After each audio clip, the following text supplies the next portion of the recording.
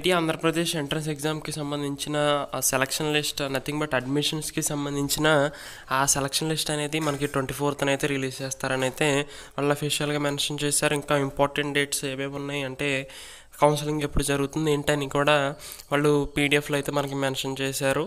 So ఆ PDF సంబంధించి కూడా వీడియోస్ చేశాను. ఓకే, మీకు ఏమైనా డౌట్ ఉంటే కామెంట్ చేయండి. లైవ్ పెడదాం అనుకుంటున్నాను, దానికి సంబంధించి కూడా మీరు ఒకసారి కామెంట్ చేయండి. తప్పకుండా లైవ్ అయితే పెట్టుకుందాం. సో ఇప్పుడు మనం ఇప్పుడు 10th ఎవరైతే కంప్లీట్ చేశారో నథింగ్ బట్ మీరు ఎవరైతే ట్రిపుల్ ఐటీకి అప్లై చేశారో ట్రిపుల్ ఐటీకి అప్లై చేసిన వాళ్ళే కాదు, ఎవరైతే 10th కంప్లీట్ చేసిన స్టూడెంట్స్ ఎవరైతే ఉంటారో ఆ 10th స్టూడెంట్స్ అందరికి కూడా ఇది మంచి ఆపర్చునిటీ అని అయితే చెప్పుకోవాలి. ఇప్పుడు ఈ స్కాలర్షిప్ గురించి అయితే డీటెయిల్డ్గా అయితే తెలుసుకుందాం. ఫస్ట్ అసలు ఈ స్కాలర్షిప్ ఏంటి, మనకి మంత్లీ ఎంత ఇస్తారు, ఇయర్లీ ఎంత ఇస్తారు ఏంటని డీటెయిల్డ్గా అయితే అసలు ఈ స్కాలర్షిప్ యొక్క మెయిన్ ఎయిమ్ ఏంటి అనేది మనం ఈ వీడియోలో అయితే ఇప్పుడైతే డిస్కస్ చేద్దాం. సో అసలు ఈ స్కాలర్షిప్ నేమ్ వచ్చేసి విద్యాదాన్ స్కాలర్షిప్.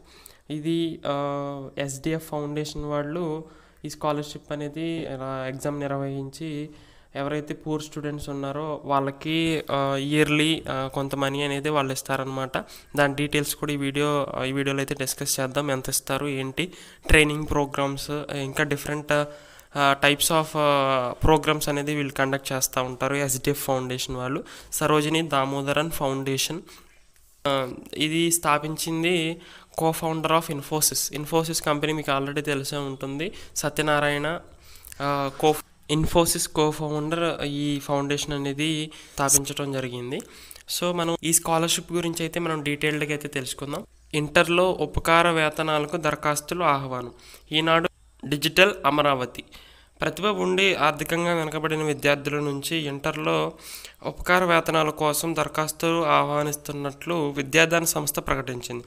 2020 విద్యా సంవత్సరంలోని 10వ తరగతి ఉత్తీర్ణులై అంతకుముందు 9వ తరగతిలో 9 CGPA లేదా 90% మార్కులు సాధించి ఉండాలని వెల్లడించింది.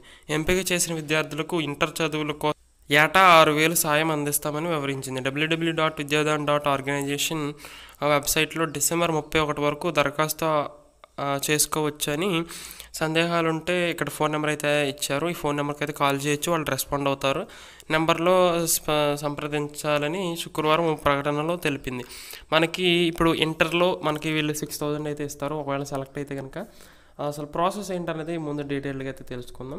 ఫస్ట్ వచ్చేసి మీరు ఏదైతే అప్లికేషన్ పెడతారో ఆ అప్లికేషన్ని మీరు ఇచ్చిన డీటెయిల్స్ని వాళ్ళు చూసి మిమ్మల్ని ఎగ్జామ్కి అయితే సెలెక్ట్ చేస్తారు. వాళ్ళు ఎగ్జామ్కి సెలెక్ట్ చేసిన తర్వాత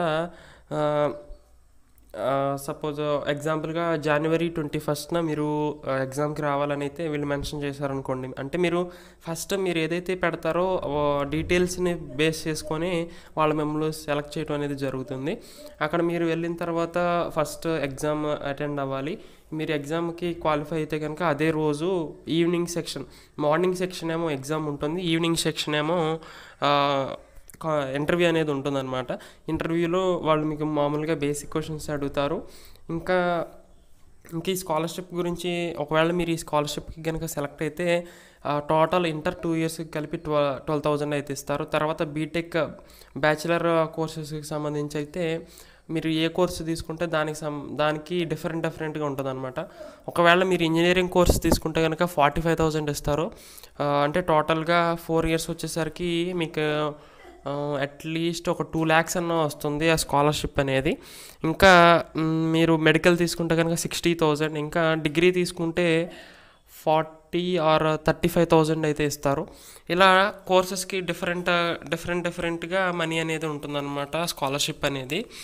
ఇంకా ఈ స్కాలర్షిప్కి సంబంధించి ఎంట్రన్స్ ఎగ్జామ్ అనేది ఎలా ఉంటుంది, ఇంకా ఇంటర్వ్యూలో ఏ క్వశ్చన్స్ అడుగుతారు ఏంటి అనేది మీకు ఒకవేళ వీడియో కావాలంటే కనుక మీరు డిస్క్రిప్షన్లో అయితే కామెంట్స్లో అయితే అడగండి. ఎందుకంటే నేను ఆ ఎగ్జామ్కి అటెండ్ అయ్యి ఇంటర్వ్యూకి అయితే అటెండ్ అయ్యాను. బట్ కొంచెం ప్రాబ్లం అంటే నేను ట్రిపుల్ ఐటీలో సీట్ రావటం వల్ల నాకు వాళ్ళు ఏ విధంగా నాకు అలాట్ చేయలేదన్నది చిన్న డౌట్.